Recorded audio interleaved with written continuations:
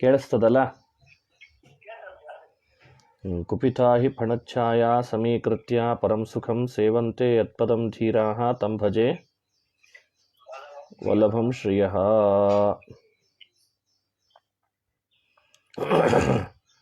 ನಿನ್ನೆ ಹೇಳುವಾಗ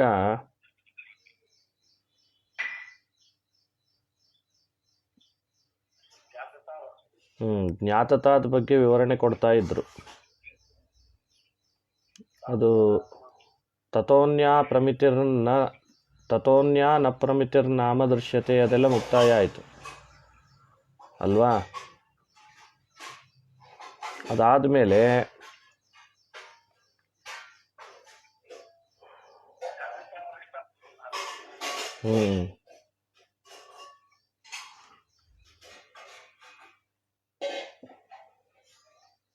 ಸರಿ, ತದ್ವಿವೃಣೋತಿ ಕ್ವಚಿದಾತ್ಮಾ ಚ ಸ್ಯಾದೇವ ಭ್ರಮಗೋಚರಃ ಏತಾವತಾ ನ ಮಿಥ್ಯಾಸೋ ಸ್ವಪ್ನೆ ಜಾಗರಿತೆ ತಥಾ. ಆ ಅನುವ್ಯಾಖ್ಯಾನ ಆಗ್ತಾ ಇತ್ತಾ?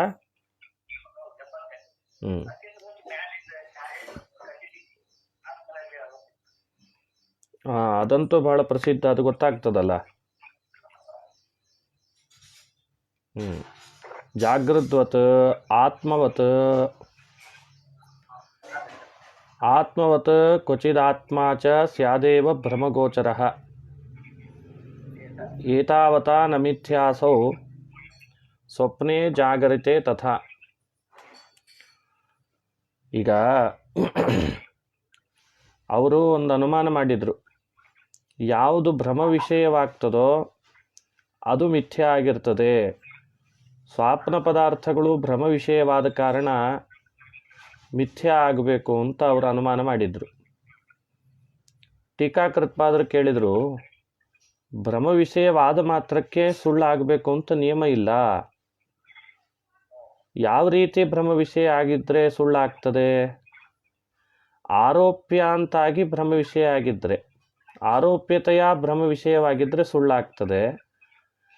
ಆರೋಪ ಅಧಿಷ್ಠಾನತೆಯನೋ ಸಾಧಾರಣನೋ ಭ್ರಮ ವಿಷಯವಾಗಿದ್ರೂ ಸುಳ್ಳು ಆಗಲ್ಲ.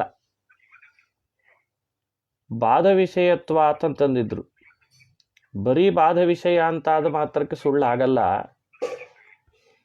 ಬಾಧದಲ್ಲಿಯೂ ನಿಷೇಧ್ಯ ಆಶ್ರಯತೆಯ ವಿಷಯವಾಗಿರ್ತದೆ, ಅದು ಸುಳ್ಳಾಗಿರೋದಿಲ್ಲ. ಸಾಧಾರಣವಾಗಿಯೂ ಬಾಧ ವಿಷಯವಾಗಿರ್ತದೆ, ಅದು ಸುಳ್ಳಾಗಿರೋದಿಲ್ಲ ಅಂತ ವಿವರಣೆ ಕೊಟ್ಟರು. ಹಂಗೆ ಒಂದು ವೇಳೆ ಭ್ರಮ ವಿಷಯವಾದ ಮಾತ್ರಕ್ಕೆ ಸುಳ್ಳಾಗೋದಾದರೆ ಆತ್ಮನೂ ಕೂಡ ಏನಾಗಬೇಕಾದೀತು? ಮಿಥ್ಯ ಆಗಬೇಕಾದೀತು. ಅದನ್ನು ವಿವರಣೆ ಕೊಡಲಿಕ್ಕೆ ಅನುವ್ಯಾಖ್ಯಾನ ಬಂದದ್ದು. ಕ್ವಚಿದ್ ಆತ್ಮಾ ಚ ಸ್ಯಾದೇವ ಭ್ರಮಗೋಚರಃ ಏತಾವತಾ ನ ಮಿಥ್ಯಾಸೋ ಸ್ವಪ್ನೆ ಜಾಗರಿತೆ ತಥಾ. ಆತ್ಮನು ಭ್ರಮಗೋಚರನಾಗ್ತಾ ಇದ್ದಾನೆ ಅಂದ ಮಾತ್ರಕ್ಕೆ ಸುಳ್ಳು ಅನ್ಲಿಕ್ಕೆ ಸಾಧ್ಯವಾ?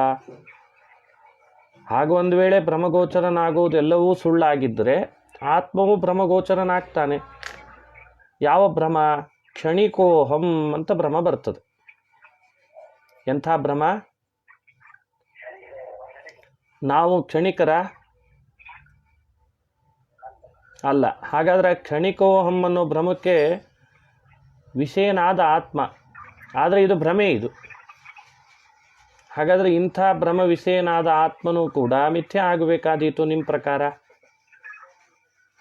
ಮತ್ತೊಂದರ್ಥ, ಉಪಲಕ್ಷಣತೆಯ ಭ್ರಮಗೋಚರ ಅನ್ನೋ ಪದಕ್ಕೆ ನ ಕ್ಷಣಿಕಃ ಹಂ ಸ್ಥಿರ ಏವ. ಕ್ಷಣಿಕೋಹಂ ಅನ್ನೋ ಭ್ರಮ ಬಂದ ನಂತರ ಕೆಲವು ಸಮಯದಲ್ಲೇನೆ ನಾನು ಕ್ಷಣಿಕನಲ್ಲ, ನಾನು ಸ್ಥಿರ ಅನ್ನುವಂಥ ಬಾಧಕ ಜ್ಞಾನವೂ ಬರ್ತದೆ. ಹಾಗಾದರೆ ಆ ಬಾಧಕ ಜ್ಞಾನಕ್ಕೆ ವಿಷಯನಾಗ್ತಾ ಇದ್ದಾನೆ ಆತ್ಮ. ಬಾಧಕ ಜ್ಞಾನ ವಿಷಯವಾಗೋದೆಲ್ಲವೂ ಮಿಥ್ಯ ಅಂತಾಗಿದ್ದರೆ ಆತ್ಮನೂ ಕೂಡ ಬಾಧಕ ಜ್ಞಾನ ವಿಷಯನಾದ್ದರಿಂದ ಮಿಥ್ಯ ಆಗಲಿ. ಹೀಗೆ ಆ ದೋಷವನ್ನು ಕೊಡ್ತಿದ್ದಾರೆ. ಕ್ವಚಿದ್ ಆತ್ಮಾ ಚ ಸ್ಯಾದೇವ ಭ್ರಮಗೋಚರಃ ಅನ್ನೋದಕ್ಕೆ ಅರ್ಥ ಬರೆದ್ರು. ಕ್ಷಣಿಕೋಹಂ ಇತ್ಯಾದಿ ಭ್ರಮಗೋಚರಃ ಉಪಲಕ್ಷಣಂಚೈತತ್ ನ ಕ್ಷಣಿಕೋಹಂ ಸ್ಥಿರ ಏವ ಇತಿ ಬಾಧಗೋಚರಶ್ಚ ಇತ್ಯಪಿ ದ್ರಷ್ಟವ್ಯಂ ಸ್ವಪ್ನೆ ಜಾಗರಿತೆ ತಥಾ. ಹಾಗಾದರೆ ಭ್ರಮ ವಿಷಯನಾದರೂ ಕೂಡ ಆತ್ಮ ಹಾಗೆ ಮಿಥ್ಯಾ ಅಲ್ವೋ, ಬಾಧ ವಿಷಯವಾದರೂ ಆತ್ಮ ಮಿಥ್ಯಾ ಅಲ್ಲ ಅಂತ ಅನ್ಬೇಕೋ? ಸ್ವಪ್ನೇ ಜಾಗರಿತೆ ತಥಾ. ಹಾಗಾದರೆ ತತ್ರೋಪಲಬ್ಧ ಪದಾರ್ಥ ಅಪಿ ನ ಮಿಥ್ಯಾ ಇತ್ಯರ್ಥ. ಸ್ವಪ್ನದಲ್ಲಿ ಉಪಲಬ್ಧವಾಗುವ ಪದಾರ್ಥಗಳು, ಜಾಗರಿತ ಅವಸ್ಥೆಯಲ್ಲಿ ಉಪಲಬ್ಧವಾಗುವ ಪದಾರ್ಥಗಳು ಕೂಡ ಸುಳ್ಳಾಗ್ಲಿಕ್ಕೆ ಅವಕಾಶ ಇಲ್ಲ. ಆತ್ಮನಂತೆ ಸುಳ್ಳಾಗ್ಲಿಕ್ಕೆ ಅವಕಾಶ ಇಲ್ಲ. ಉಭಯ ಪಕ್ಷೀಕಾರೇಣ ಅನುಮಾನೇ ಅಪಿ ಆತ್ಮನಿ ವ್ಯಭಿಚಾರೋ ಅಪರಿಹಾರ್ಯ. ಸ್ವಪ್ನ ಪದಾರ್ಥ ಜಾಗೃತ ಪದಾರ್ಥ ಎರಡನ್ನೂ ಪಕ್ಷ ಮಾಡಿ ಮಿಥ್ಯಾ ಆಗಿವೆ, ಭ್ರಮಗೋಚರತ್ವಾತ್ ಅಥವಾ ಬಾಧಗೋಚರತ್ವಾತ್ ಅಂತ ಅನುಮಾನ ಮಾಡ್ತೀವಿ ಅಂತ ಅವ್ರು ಹೊರಟ್ರೆ, ಆತ್ಮನೂ ಕೂಡ ಭ್ರಮಗೋಚರ ಬಾಧಗೋಚರನಾದ್ದರಿಂದ ಮಿಥ್ಯಾ ಆಗಲಿ ಎನ್ನುವಂಥ ಅನೈಕಾಂತಿಕತಾ ದೋಷ ಅವರಿಗೆ ಪರಿಹಾರ ಮಾಡಿಕೊಳ್ಳಿಕ್ಕೆ ಬರಲ್ಲ, ಬೇರೆ ವಾದಿಗಳಿಗೆ. ಇದ್ರ ಮೇಲೆ ಒಂದು ಚರ್ಚೆ ಶುರು ಆಯಿತು. ನಾನು ಕ್ಷಣಿಕತ್ವಾದಿನ ಪ್ರತಿಪನ್ನ ಆತ್ಮ ಅಪಿ ಮಿಥ್ಯಾ ಇತಿ ಕಥಂ ತತ್ರ ವ್ಯಭಿಚಾರ ಇತಿ ಚೇತ್ ಅಂತಂದ್ರು. ನೀವು ನಮ್ಮ ಅನುಮಾನಕ್ಕೆ ದೋಷ ಹೇಳ್ತಾ ಇದ್ದೀರಿ. ಅನುಮಾನಕ್ಕೆ ತಾನೇ ದೋಷ ಹೇಳಿದ್ದು ನೀವು. ಹಿಂದೆ ನಾವು ಮಾಡಿದ ಅನುಮಾನಕ್ಕೆ ದೋಷ ಹೇಳಿದ್ರಿ ತಾನೇ. ಯಾವ ಅನುಮಾನ? ಸ್ವಪ್ನ ಪದಾರ್ಥಗಳು ಮಿಥ್ಯಾ ಆಗಿದೆ, ಭ್ರಮಗೋಚರ ಆದ್ದರಿಂದ ಅಥವಾ ಬಾಧಗೋಚರ ಆದ್ದರಿಂದ. ಸ್ವಪ್ನ ಪದಾರ್ಥ ಮಿಥ್ಯಾ ಭ್ರಮಗೋಚರತ್ವಾತ್ ಅಥವಾ ಬಾಧಗೋಚರತ್ವಾತ್ ಅಂತ ಅವರು ಅನುಮಾನ ಮಾಡಿದ್ದು. ಈ ಅನುಮಾನ ಆತ್ಮನೊಳಗೆ ಭ್ರಮಗೋಚರತೆ ಇದೆ, ಬಾಧಗೋಚರತೆ ಇದೆ. ಅಲ್ಲಿ ಮಿಥ್ಯಾತ್ವ ಬರಲಿ ಅನ್ನುವ ಪ್ರಸಂಗವನ್ನು ತೋರಿಸಿ ಆತ್ಮನಲ್ಲಿ ವ್ಯಭಿಚಾರವನ್ನು ಹೇಳಿದ್ರಿ. ಈಗ ಅವರು ಪುನಃ ಪ್ರಶ್ನೆ ಮಾಡ್ತಾರೆ, ನಾನು ಕ್ಷಣಿಕತ್ವಾದಿನ ಪ್ರತಿಪನ್ನ ಆತ್ಮಾಪಿ ಮಿಥ್ಯಾ. ನೀವು ಕ್ಷಣಿಕೋಹಂ ಅನ್ನೋ ಭ್ರಮಕ್ಕೆ ಗೋಚರನಾಗ್ತಾನ ಆತ್ಮ ಅಂತ ಆತ್ಮನಲ್ಲಿ ತಾನೇ ವ್ಯಭಿಚಾರ ಹೇಳಿದ್ರಿ ಅನುಮಾನಕ್ಕೆ. ಆತ್ಮನು ಕ್ಷಣಿಕತ್ವಾದಿನ ಪ್ರತಿಪನ್ನನಾಗ್ತಾನೆ ಅಂದರೆ ಅವನು ಮಿಥ್ಯಾನೇ ಆಗಿರ್ತಾನೆ ಅಂದ್ಬಿಟ್ರು. ಎಂಥ ಬರೀ ಆತ್ಮ ಮಿಥ್ಯಾ ಅಲ್ಲ, ಕ್ಷಣಿಕತ್ವಾದಿನ ಪ್ರತಿಪನ್ನ ಆತ್ಮ ಮಿಥ್ಯಾ ಅಂದ್ರವ್ರು. ಶುದ್ಧಾತ್ಮ ಸತ್ಯನೇ. ನೋಡ್ರಿ ಹೇಗೆ ಮಾತಾಡಿದ್ರು. ನಾನು ಕ್ಷಣಿಕತ್ವಾದಿನ ಪ್ರತಿಪನ್ನ ಆತ್ಮ ಅಪಿ ಮಿಥ್ಯಾ.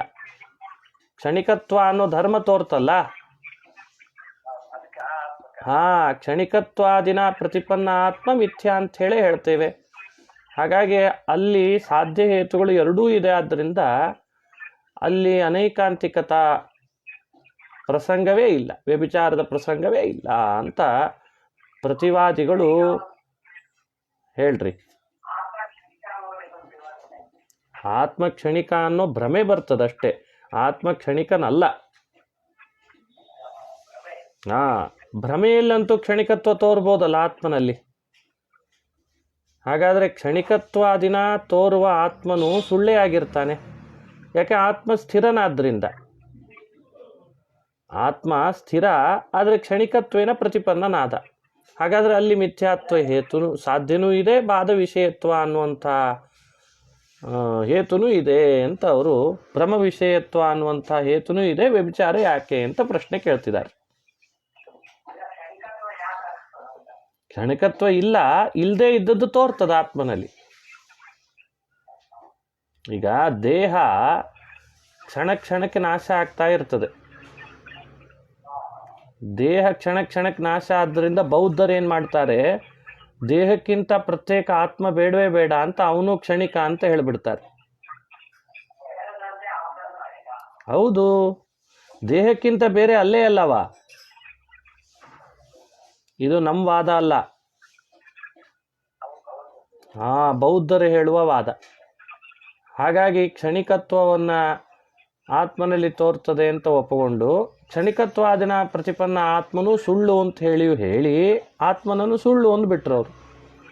ಕ್ಷಣಿಕತ್ವಾದಿನ ತೋರುವ ಆತ್ಮ ಸುಳ್ಳು, ಅಲ್ಲಿ ಯಾಕೆ ವ್ಯಭಿಚಾರದ ಉದ್ಭಾವನೆ ಮಾಡ್ತೀರಿ ನೀವು ಅಂತ ಪ್ರಶ್ನೆ. ಅದಕ್ಕೆ ಉತ್ತರ ಕೊಡ್ತಿದ್ದಾರೆ. ಕಿಂ ಕ್ಷಣಿಕತ್ವಾದೇಹ ಆರೋಪಿತಸ್ಯ ಮಿಥ್ಯಾತ್ವಾದೇವ ಮುಚ್ಯತೆ ಉತ ಆತ್ಮಸ್ವರೂಪಸ್ಯೈವ. ಎಷ್ಟು ಸ್ವಾರಸ್ಯ ಇದೆ ನೋಡ್ರಿ. ಕ್ಷಣಿಕತ್ವಾದೇಹ ಆರೋಪಿತಸ್ಯ ಮಿಥ್ಯಾತ್ವಾದೇವ ಮುಚ್ಯತೆ ಉತ ಆತ್ಮಸ್ವರೂಪಸ್ಯೈವ.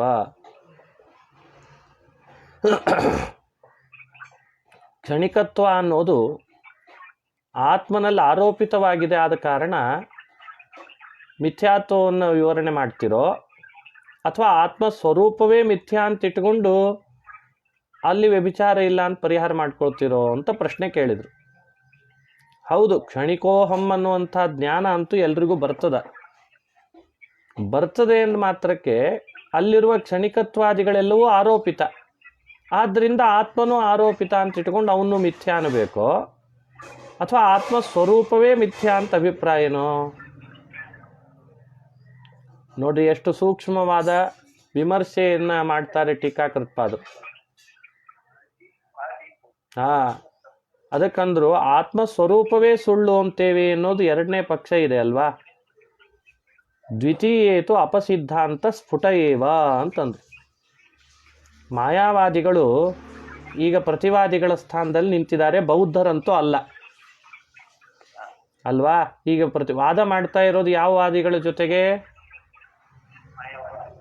ಅವರು ಆತ್ಮಸ್ವರೂಪವನ್ನು ಸುಳ್ಳು ಅಂತ ಒಪ್ಪಿಲ್ಲ.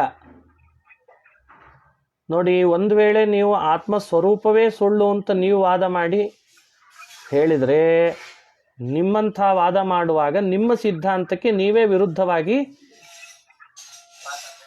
ಅದೇ ಅಪಸಿದ್ಧಾಂತ ಅಂತ.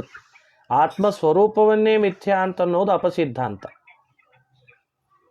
ಮತ್ತು ಮೊದಲನೇ ಪಕ್ಷವನ್ನು ಗ್ರಹಿಸಬೇಕು. ಕ್ಷಣಿಕತ್ವಾದಿಗಳು ಆರೋಪಿತ ಆಗಿದೆ, ಆದ್ದರಿಂದ ನಾವು ಸುಳ್ಳು ಅಂತೇವೆ ಅಂತ ಮೊದಲನೇ ಪಕ್ಷಕ್ಕೆ ಬರಬೇಕು. ಕ್ಷಣಿಕತ್ವಾದಿನ ಪ್ರತಿಪನ್ನ ಆತ್ಮ ಮಿಥ್ಯಾ ಅನ್ನೋ ಮಾತಿಗೆ ಅಭಿಪ್ರಾಯ ಕ್ಷಣಿಕತ್ವಾದಿಗಳು ಆರೋಪಿತ, ಧರ್ಮ ಆರೋಪಿತ ಆಗಿದೆ ಅಂತ ಅನ್ಲಿಕ್ಕೆ ಬರಬೇಕು.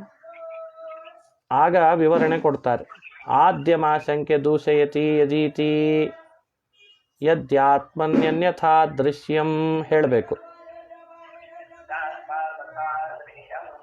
ಭ್ರಾಂತಮತ್ರಾಪಿ ತದ್ಭವೇತ್. ಎಷ್ಟು ಅದ್ಭುತ ಇದೆ ನೋಡ್ರಿ ವಿವರಣೆ. ಯದ್ಯಾತ್ಮನಿ ಅನ್ಯಥಾ ದೃಶ್ಯಂ ಭ್ರಾಂತಂ ಅತ್ರಾಪಿ ತದ್ಭವೇತ್. ಒಂದು ವೇಳೆ ಕ್ಷಣಿಕತ್ವಾದಿಗಳ ಆರೋಪಿತ ಆದ ಕಾರಣ ಮಿಥ್ಯಾತ್ವವನ್ನು ಆತ್ಮನಿಗೂ ಹೇಳೋದಾದರೆ, ಏವಂ ತರ್ಹಿ ಆರೋಪಿತ ಆಕಾರಸ್ಯ ಮಿಥ್ಯಾತ್ವಂ ಸಾಧ್ಯಮಿತ್ಯುಕ್ತಂ ಸ್ಯಾತ್. ತಥಾ ಚ ಸಿದ್ಧ ಸಾಧನತ್ವಂ ಜಾಗ್ರತ್ ಸ್ವಪ್ನಾವಗತಾರ್ಥೇಷು ಆರೋಪಿತಾಕಾರಾಣ ಮಿಥ್ಯಾತ್ವಸ್ಯ ಅಸ್ಮಾಭಿರಪ್ಯಂಗೀಕೃತತ್ವಾತ್. ಯೋಚನೆ ಮಾಡ್ರಿ, ಆರೋಪಿತವಾದದ್ದಕ್ಕೆ ತಾನೇ ಸುಳ್ಳು ಅಂತ ಹೇಳೋದು. ಭ್ರಮೆಯಲ್ಲಿ ಯಾವುದು ಆರೋಪಿತವಾಗ್ತದೋ ಅದನ್ನು ಮಾತ್ರ ಏನಂತ ಹೇಳಬೇಕು? ಸುಳ್ಳು ಅನ್ಬೇಕಲ್ವಾ. ಭ್ರಮೆಯಲ್ಲಿ ಆರೋಪಿತವಾದದ್ದನ್ನು ಸುಳ್ಳು ಅಂತ ಹೇಳಿ ನೀವು ವಾದ ಮಾಡಿದರೆ ಆರೋಪಿತ ಆಕಾರವೇ ಮಿಥ್ಯಾ ಅಂತ ಸಾಧನೆ ಮಾಡ್ತಿದ್ದೀರಿ ಅಂತ ಅರ್ಥ ಆಯ್ತು. ಬಹಳ ಚಲೋ ಆಯಿತು. ಯಾಕೆಂದರೆ ಸಿದ್ಧ ಸಾಧನತ ಯಾವುದು ಆರೋಪಿತ ಆಕಾರವೋ ಅದನ್ನು ಸುಳ್ಳು ಅಂತ ನಾವು ಒಪ್ಪಿದ್ದೇವೆ ನೋಡಿ. ತಥಾಚ ಸಿದ್ಧ ಸಾಧನತ್ವಂ. ಯಾಕೆ? ಜಾಗೃತ್ ಸ್ವಪ್ನಾವಗತಾರ್ಥೇಷು ಆರೋಪಿತ ಆಕಾರಾಣ ಮಿಥ್ಯಾತ್ವಸ್ಯ ಅಸ್ಮಾಭಿರಪ್ಯಂಗೀಕೃತತ್ವಾತ್. ಎಚ್ಚರಿಕೆ ಅವಸ್ಥೆ ಇರಲಿ, ಸ್ವಪ್ನಾವಸ್ಥೆ ಇರಲಿ, ಯಾವ ಅವಸ್ಥೆಯಲ್ಲೇ ಆಗಲಿ ಆರೋಪಿತ ಆಕಾರ ಅನ್ನೋದು ತೋರ್ತದೆ ಅಂತಾದರೆ ಅಂಥದ್ದಕ್ಕೆ ಮಿಥ್ಯಾತ್ವವನ್ನು ನಾವು ಒಪ್ಪಿದ್ದೇವೆ. ಆರೋಪಿತ ಆಕಾರಾಣ ಮಿಥ್ಯಾತ್ವಸ್ಯ ಅಸ್ಮಾಭಿರಪ್ಯಂಗೀಕೃತತ್ವಾತ್. ಆರೋಪ್ಯತೆಯ ನಿಷೇಧ್ಯತೆಯ ವಾ ಭ್ರಾಂತಿ ಬಾಧ ವಿಷಯತ್ವಂ ಹೇತು ಇತ್ಯಾದ್ಯ ಪಕ್ಷೇ ದೋಷಮಾಹ. ಅಂತೂ ಇಂತೂ ಹಿಂದೆ ವಿಕಲ್ಪ ಮಾಡಿದಂಥ ಪಕ್ಷಗಳು ನೆನಪಿರಬೇಕೀಗ. ಏನಂತ? ಭ್ರಮ ವಿಷಯತ್ವಾತ್ ಅನ್ನುವ ಹೇತುವನ್ನು 3 ರೀತಿ ವಿಕಲ್ಪ ಮಾಡಿದ್ರು, ಬಾಧ ವಿಷಯತ್ವಾತ್ ಅನ್ನುವಂಥ ಹೇತುವನ್ನು 3 ರೀತಿ ವಿಕಲ್ಪ ಮಾಡಿದ್ರು.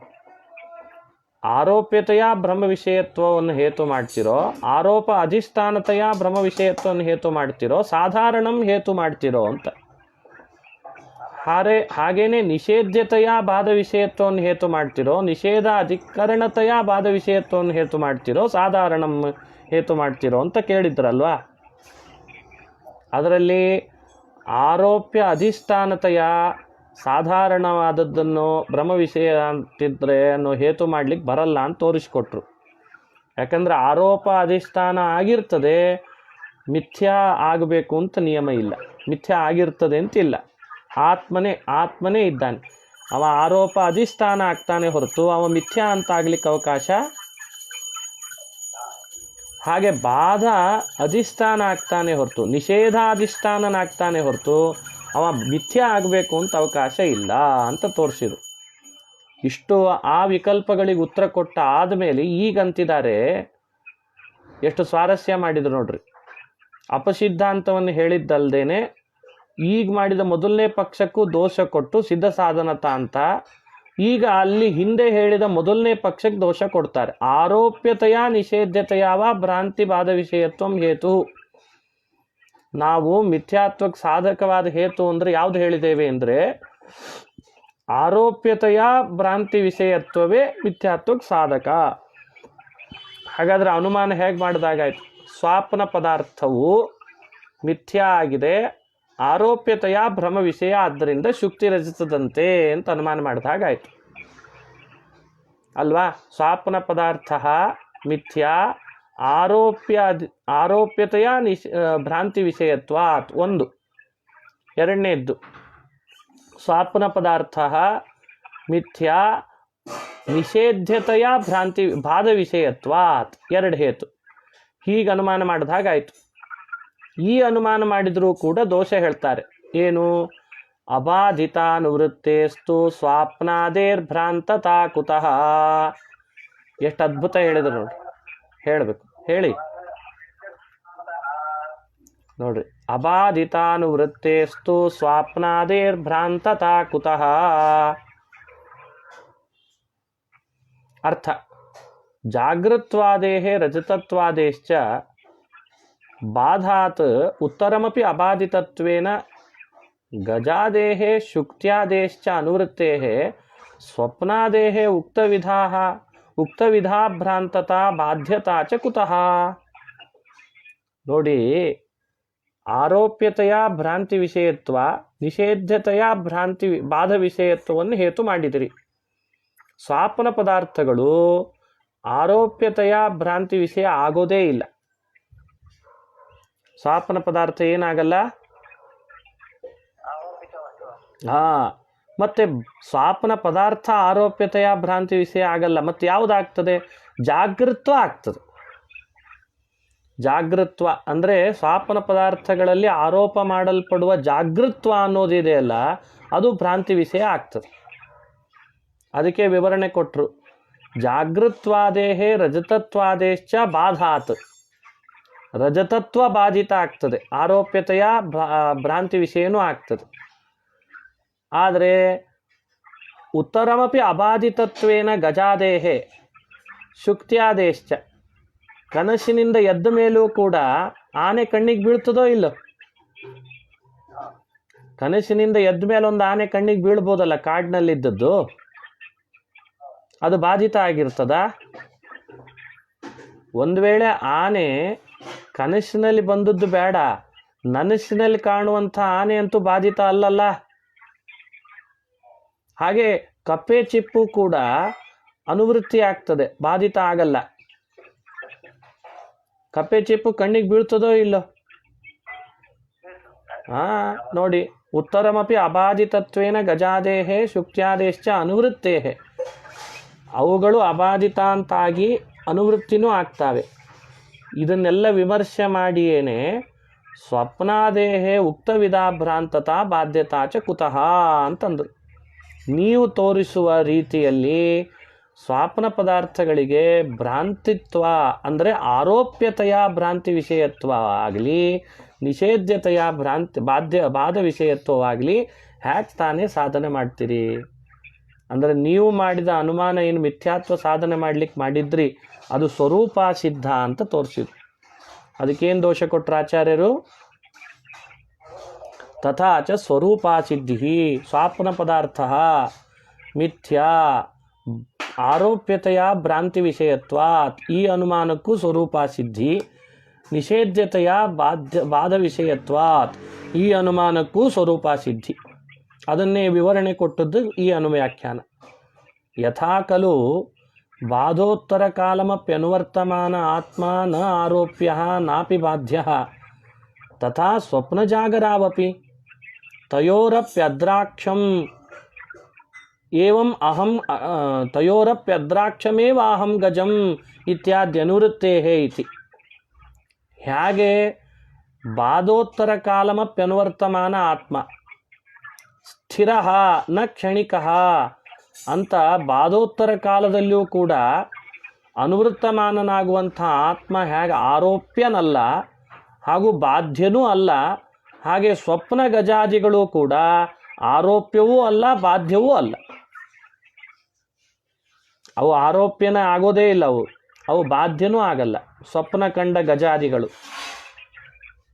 ಸ್ವಪ್ನ ಜಾಗರಾವಪಿ, ಬರೀ ಗಜ ಅಲ್ಲ, ಸ್ವಪ್ನದಲ್ಲಿ ಕಾಣುವ ಎಲ್ಲ ಪದಾರ್ಥಗಳು, ಜಾಗರದಲ್ಲಿ ಕಾಣುವ ಎಲ್ಲ ಪದಾರ್ಥಗಳು ಕೂಡ ಬಾಧೋತ್ತರ ಕಾಲಂ ಅನುವೃತ್ತಮಾನನಾದ ಆತ್ಮನಂತೆ ಆರೋಪ್ಯನೂ ಅಲ್ಲ ಬಾಧ್ಯನೂ ಅಲ್ಲ.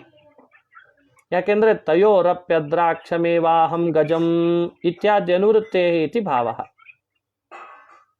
ಅದೇ ಅಲ್ಲಿ ಕಂಡದ್ದನ್ನು ಮತ್ತೆ ನಾನು ಕಂಡೆ ಅಂತ ಹೇಳ್ತಾನೆ. ಹೀಗೆ ಕನಸಿನಲ್ಲಿ ಕಂಡದ್ದನ್ನ ಕಾಡಿನಲ್ಲಿ ಕಂಡೆ ಅಂತ ಅನುಭವ ಅದನೋ ಇಲ್ಲ. ಆ ಕನಸಿನಲ್ಲಿ ಕಂಡದ್ದನ್ನು ಕಾಡಿನಲ್ಲಿ ಕಾಣದೇ ಇರಬಹುದು, ಆದರೆ ಕನಸಿನಲ್ಲಿ ಕಂಡದ್ದು ಒಂದು ಗಜ, ಕಾಡಿನಲ್ಲಿ ಕಂಡದ್ದು ಮತ್ತೊಂದು ಗಜ. ಅಂತೂ ಎರಡೂ ಗಜಗಳು ಸತ್ಯವೇ, ಅವೆರಡೂ ಗಜಗಳು ಆರೋಪಿತ ಅಲ್ಲ. ಆದರೆ ಕನಸಿನ ಗಜ ಕಾಡಿನ ಗಜಗಳನ್ನು ಒಂದು ಅಂತ ಭಾವಿಸಿದ್ದು ಮಾತ್ರ ಇಲ್ಲೇನಾಗಿದೆ, ಅದು ಭ್ರಮೆ ಅಷ್ಟು. ಇದೇ ನಮ್ಮ ಅಭಿಪ್ರಾಯ ಅಂತಾರೆ. ಆದ್ದರಿಂದ ನೀವು ಮಾಡಿದ ಭ್ರಾಂತಿ ವಿಷಯತ್ವ ಬಾಧ ವಿಷಯತ್ವ ಅನ್ನುವ ಹೇತು ಅದು ಸ್ವರೂಪ ಸಿದ್ಧ. ಅನುಕೂಲ ಪ್ರಮಾಣಾಭಾವಾತ್ ಪ್ರತಿಕೂಲ ಪ್ರಮಾಣಾಭಾವಾಚ್ಚ ಭ್ರಾಂತಿ ವಿಷಯತ್ವಾದಿ ಹೇತುನಾ ಜಾಗೃತ್ ಸ್ವಪ್ನಯೋ ಮಿಥ್ಯಾತ್ವ ಅನುಮಾನಂ ಅನುಪಪನ್ನಂ ಇತ್ಯಾಹ ನಚೇತಿ. ಮತ್ತೊಂದು ಕಾರಣ ಕೊಡ್ತಾರೆ. ಮಿಥ್ಯಾತ್ವ ಸಾಧನೆ ಮಾಡಲಿಕ್ಕೆ ಅವರು ಕೊಟ್ಟಂಥ ಅನುಮಾನ ಅದಕ್ಕೆ ಅನುಕೂಲ ತರ್ಕನೂ ಇಲ್ಲ ಅಂತಂತಾರೆ. ನೋಡಿ, ಅನುಕೂಲ ಪ್ರಮಾಣಾಭಾವಾತ್ ಪ್ರತಿಕೂಲ ಪ್ರಮಾಣಾಭಾವಾಚ್ಚ ಭ್ರಾಂತಿ ವಿಷಯತ್ವಾದಿ ಹೇತುನ ಜಾಗೃತ್ ಸ್ವಪ್ನಯೋ ಮಿಥ್ಯಾತ್ವ ಅನುಮಾನಂ ಅನುಪಪನ್ನಂ. ಯಾವುದಾದ್ರೂ ಒಂದು ಅನುಕೂಲ ಪ್ರಮಾಣ ಇರಬೇಕು ಮಿಥ್ಯಾತ್ವ ಸಾಧನೆ ಮಾಡಲಿಕ್ಕೆ, ಪ್ರತಿಕೂಲ ಪ್ರಮಾಣ ಆದರೂ ಇರಬೇಕು. ಪ್ರತಿಕೂಲ ಪ್ರಮಾಣ ಭಾವಾಚ್ಚ, ಹಾಗೆ ಪ್ರತಿಕೂಲ ಪ್ರಮಾಣವನ್ನು ನಾವು ಹೇಳ್ತಿದ್ದೇವೆ, ನೀವು ಸಾಧನೆ ಮಾಡಲಿಕ್ಕೆ ಬೇಕಾದ ಅನುಕೂಲ ಪ್ರಮಾಣ ನಿಮಗಿಲ್ಲ. ನಾವು ಓದುವಾಗ ತಪ್ಪೋದ್ದೆ. ಅನುಕೂಲ ಪ್ರಮಾಣ ಅಭಾವಾತ್ ಪ್ರತಿಕೂಲ ಪ್ರಮಾಣ ಭಾವಾಚ್ಚ ಭ್ರಾಂತಿ ವಿಷಯತ್ವಾದಿ ಹೇತುನ ಜಾಗೃತ್ ಸ್ವಪ್ನಯೋ ಮಿಥ್ಯಾತ್ವ ಅನುಮಾನಂ ಅನುಪಪನ್ನಂ. ಭ್ರಾಂತಿ ವಿಷಯತ್ವ ಮತ್ತು ಬಾಧ ವಿಷಯತ್ವ ಅನ್ನೋ ಹೇತುವನ್ನು ಹೇಳಿ ಸ್ವಪ್ನ ಮತ್ತು ಜಾಗೃತಗಳಿಗೆ ಮಿಥ್ಯಾತ್ವ ಸಾಧನೆ ಮಾಡಲಿಕ್ಕೆ ಹೊರಟ ನಿಮ್ಮ ಅನುಮಾನ ಇದೆ ಅಲ್ಲ, ಅದಕ್ಕೆ ಅನುಕೂಲ ಪ್ರಮಾಣ ಇಲ್ಲದೆ ಇದ್ರಿಂದ ಅನುಪಪನ್ನ, ಪ್ರತಿಕೂಲ ಪ್ರಮಾಣ ಇರೋದ್ರಿಂದಲೂ ಅನುಪಪನ್ನ. ಅದನ್ನು ತೋರಿಸ್ಲಿಕ್ಕೆ ಈ ಅನುವ್ಯಾಖ್ಯಾನ ಬಂತು. ಒಂದು ವಿಷಯ ಸಮರ್ಥನೆ ಮಾಡಲಿಕ್ಕೆ ಹೊರಟಾಗ ಅವರು ಪ್ರಮಾಣವನ್ನು ಕೊಟ್ಟರೆ ಅದು ಅನುಕೂಲ ಪ್ರಮಾಣ ಆಗಿರಬೇಕು. ಅದೇನಾಗಿರಬೇಕು? ಪ್ರತಿಕೂಲ ಪ್ರಮಾಣ ಅದಕ್ಕೊಂದು ಇರಬಾರ್ದು. ಆದರೆ ಇಲ್ಲಿ ಸ್ವಾರಸ್ಯ, ಅನುಕೂಲ ಪ್ರಮಾಣ ಇಲ್ಲ, ಪ್ರತಿಕೂಲ ಪ್ರಮಾಣ ಮತ್ತು ಅವರಿಗೆ ಅದಕ್ಕೆ ಅವರು ಹೇಳುವಂತೆ ಸ್ವಪ್ನ ಮತ್ತು ಜಾಗೃತ ಅವಸ್ಥೆ ಸಾಧಕ ಮಿಥ್ಯಾತ್ವ ಸಾಧಕ ಅನುಮಾನ ಸರಿಯಲ್ಲ ಅಂತ. ನಚ ಕ್ವಚಿತ್ ಪ್ರಮಾ ವಿಶ್ವ ನಚ ಕಾಚಿತ್ ಪ್ರಮಾ ವಿಶ್ವ ಭ್ರಾಂತತ್ವೇ ಸರ್ವಮೇವ ಚ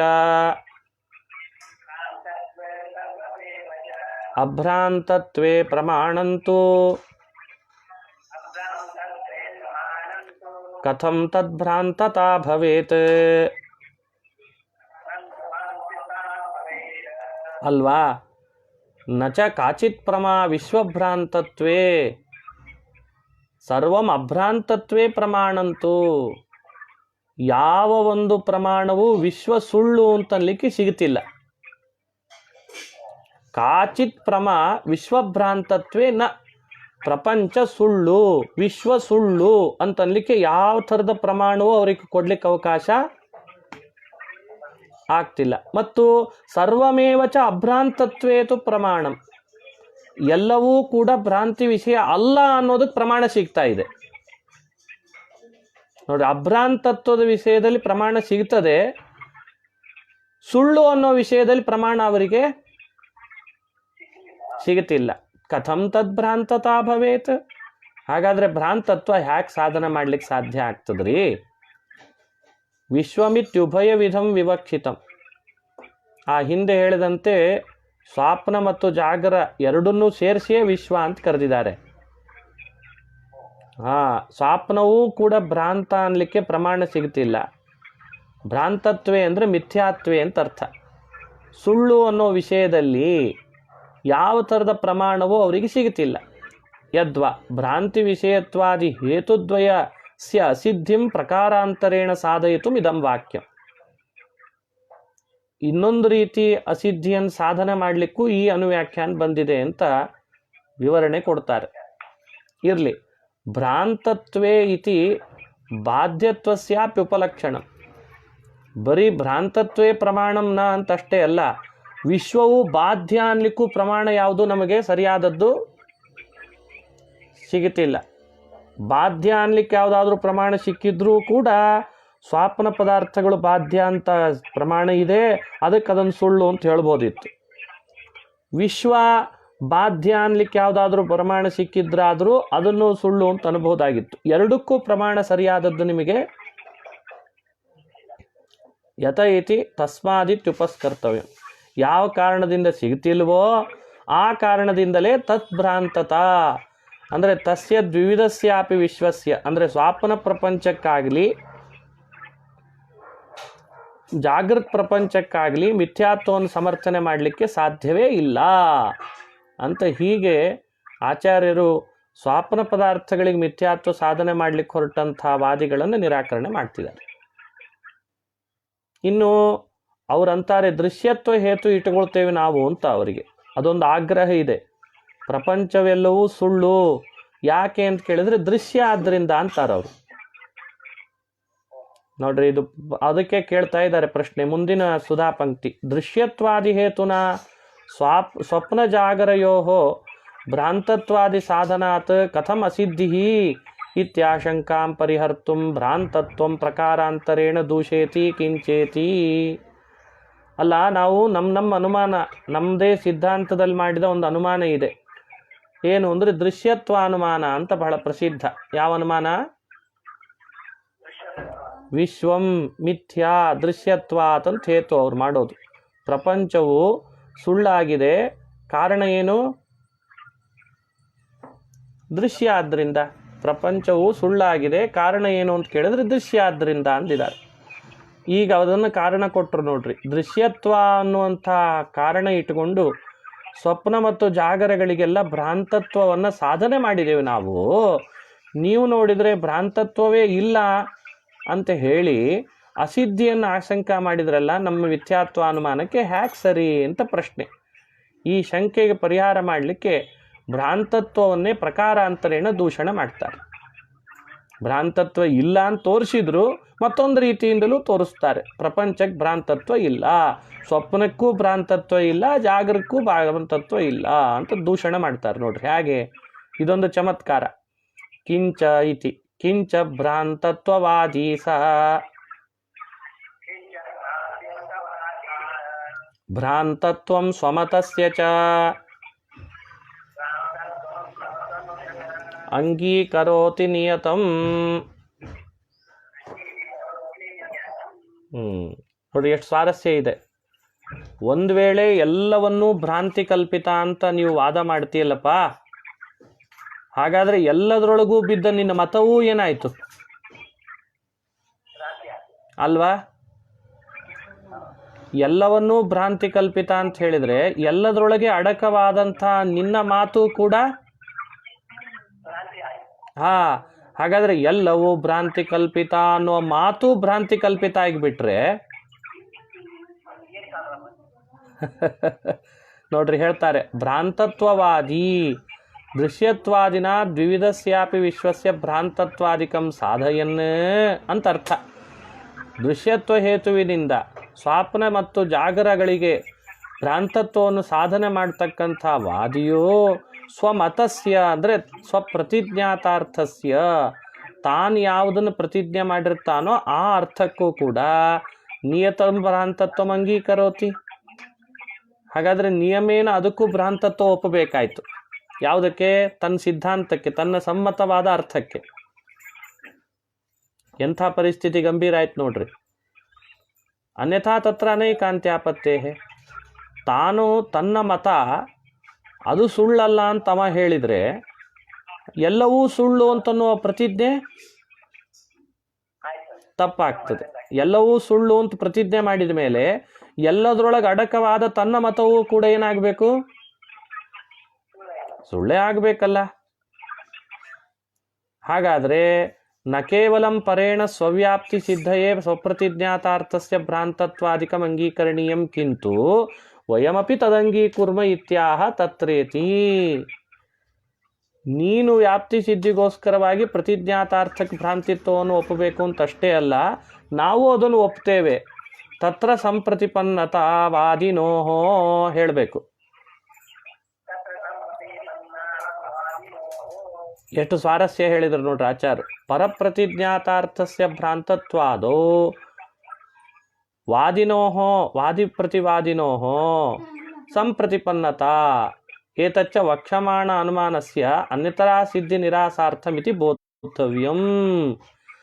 ಅಂದರೆ ನೀನು ಮಾಡಿದ ಪ್ರತಿಜ್ಞೆಗೆ ಅನುಗುಣವಾಗಿ ಎಲ್ಲವೂ ಸುಳ್ಳು ಅಂತ ಹೇಳಿ ಎಲ್ಲದರೊಳಗೆ ನಿನ್ನ ಮಾತು ಬಿದ್ದದ್ರಿಂದ ಅದನ್ನೂ ಸುಳ್ಳು ಅಂತ ನೀ ಹೇಳೋದಾದರೆ ಅದನ್ನು ನಾವು ಒಪ್ತೇವೆ ಅಂದ್ಬಿಟ್ವಿ.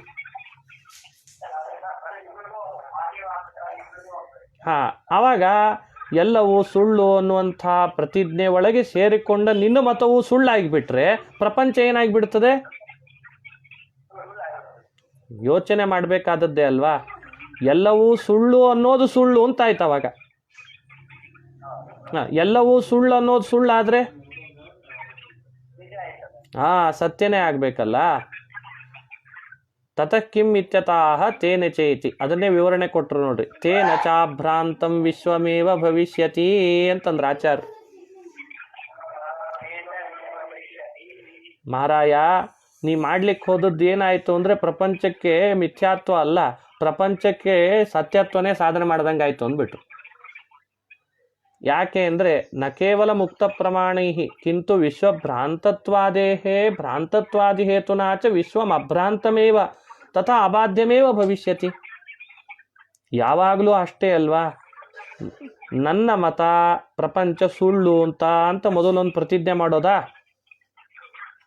ಆಮೇಲೆ ನಾವು ಪ್ರಶ್ನೆ ಮಾಡಿದಾಗ ನಿನ್ನ ಮತ ಸುಳ್ಳು ಅಂತ ನೀ ಪ್ರತಿಜ್ಞೆ ಮಾಡಿದೆಯಲ್ಲಪ್ಪ, ಅದು ವಿಶ್ವದಲ್ಲೇ ಬಿದ್ದಿದೆ ಅಂದಮೇಲೆ ಅದು ಸುಳ್ಳು ಹೌದು ಅಲ್ಲೋ ಅಂತ ಕೇಳ್ತೀವಿ. ಹೌದ್ರಿ, ನನ್ನ ಮತವೂ ಸುಳ್ಳು ಅಂತವ ಅಂದ ಅಂದರೆ ಪ್ರಪಂಚ ಸತ್ಯ ಆಗಬೇಕೋ ಬೇಡ? ನನ್ನ ಮತ ಪ್ರಪಂಚವನ್ನು ಸುಳ್ಳು ಅಂತ ಹೇಳ್ತದೆ ಅನ್ನುವ ಮತವೂ ಸುಳ್ಳು ಅಂತಾದರೆ ಅದನ್ನೇ ತೋರಿಸಿದ್ರು. ಬಾಧ್ಯ ಅಂತನ್ನುವ ಮತ ಸುಳ್ಳು ಅಂತಾಗಿಬಿಟ್ರೆ ಪ್ರಪಂಚ ಅಬಾಧ್ಯ ಆಗ್ತದೆ. ನೋಡ್ರಿ, ಅದಕ್ಕೂ ನಿಯಮ ಇದೆ ಅಂತ ತೋರಿಸ್ತಾರೆ. ತತ್ರ ವ್ಯಾಪ್ತಿಂ ಸೂಚಯತಿ ಭ್ರಾಂತತ್ವೇತಿ ಭ್ರಾಂತತ್ವ ಭ್ರಾಂತತಾ ಚೇತ್ ಸ್ಯಾತ್ ಕಥಂ ನಾ ಭ್ರಾಂತಿ ಸತ್ಯತಾ.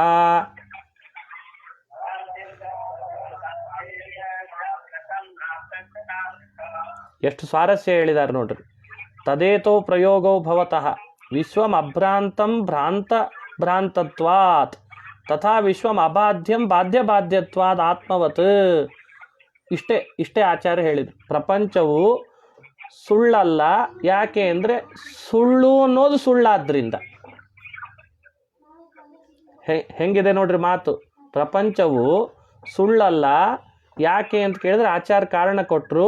ಸುಳ್ಳು ಅಂತ ಹೇಳುವ ಮತ ಸುಳ್ಳಾದ್ರಿಂದ. ಸರಿ ಹೋಯ್ತಾ? ನೋಡ್ರಿ, ಹಾಗೆ ಪ್ರಪಂಚವು ಅಬಾಧ್ಯವಾಗಿದೆ, ಪ್ರಪಂಚವನ್ನು ಬಾಧ್ಯ ಅಂತ ಹೇಳುವ ಮತ ಬಾಧ್ಯವಾದ್ರಿಂದ. ಪ್ರಪಂಚವನ್ನು ಬಾಧ್ಯ ಅಂತ ಹೇಳುವ ಮತ ಯಾವುದು? ಮಾಯಾವಾದಿ ಮತ. ಅದು ಬಾಧ್ಯ ಆದ್ದರಿಂದ ಪ್ರಪಂಚ ಅಬಾಧ್ಯ ಆಯಿತು. ಎಂಥ ಚಮತ್ಕಾರ! ಹೀಗೆ ಈ ರೀತಿ ದೋಷವನ್ನು ಕೂಡ ಹೇಳಿಬಿಟ್ರು ಅಭ್ರಾಂತತ್ವ ವಿಷಯದಲ್ಲಿ. ಮತ್ತೊಂದು ಹೇಳಿ ಮುಂದೆ ಮುಕ್ತಾಯ ಮಾಡ್ತಾರೆ.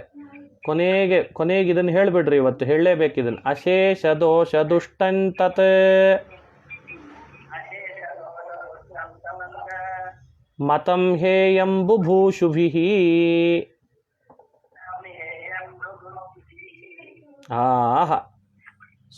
ತನ್ಮತಂ ಅಂದರೆ ಸ್ವಾಪ್ನ ಜಾಗರ ಪ್ರಪಂಚಸ್ಯ ಮಿಥ್ಯಾತ್ವಂ ಪ್ರತಿಪಾದಯನ್ ಮತಂ ಅಂತ ಅರ್ಥ.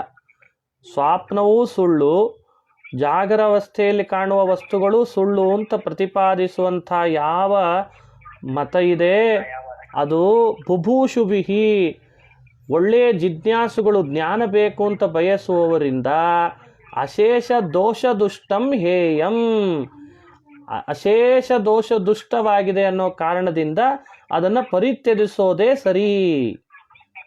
ಯಾವ ಕಾರಣಕ್ಕೂ ಪ್ರಪಂಚ ಸುಳ್ಳು, ವಿಶ್ವ ಸುಳ್ಳು ಅಂತ ಹೇಳುವಂಥ ಆ ಅಭಿಪ್ರಾಯದ ಮತ ಯಾರಿಂದಲೂ ಗ್ರಾಹ್ಯವಾದದ್ದಂತೂ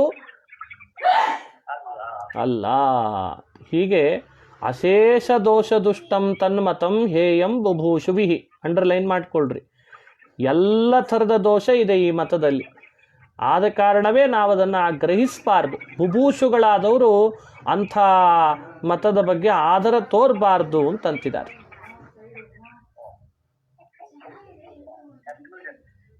ಸರಿಯಾಗಿ ಅರ್ಥ ಆಗ್ತದಾ? ಅಶೇಷ ದೋಷ ದುಷ್ಟಂ ತನ್ಮತಂ ಹೇಯಂ ಬುಭೂಷುಭಿಃ. ಸ್ವಾಪ್ನ ಪದಾರ್ಥಗಳು ಸುಳ್ಳು, ಎಚ್ಚರಿಕೆಯಲ್ಲಿ ಕಾಣುವ ಪದಾರ್ಥಗಳು ಸುಳ್ಳು ಅಂತ ವಾದ ಮಾಡುವಂಥ ಏನು ಮತ ಇದೆ ಅದು ಅಶೇಷ ದೋಷದಿಂದ ಕೂಡಿದೆ, ಅಶೇಷ ದೋಷ ದುಷ್ಟವಾಗಿದೆ ಅಂತ ಸಮರ್ಥಿಸಿ ಅದನ್ನು ಹೇಯ ಅಂದರೆ ಅದು ತಿರಸ್ಕಾರ ಮಾಡಲಿಕ್ಕೆ ಯೋಗ್ಯವೇ ಹೊರತು ಅದು ಉಪಾದಾನ ಮಾಡಲಿಕ್ಕೆ ಯೋಗ್ಯ ಅಲ್ಲ ಅಂತ ಇಷ್ಟು ಹೇಳಿದ್ದಾರೆ. ಮುಂದಿನ ಮತ್ತೆ ನಾಳೆ ಮಾಡ್ಬೋದು.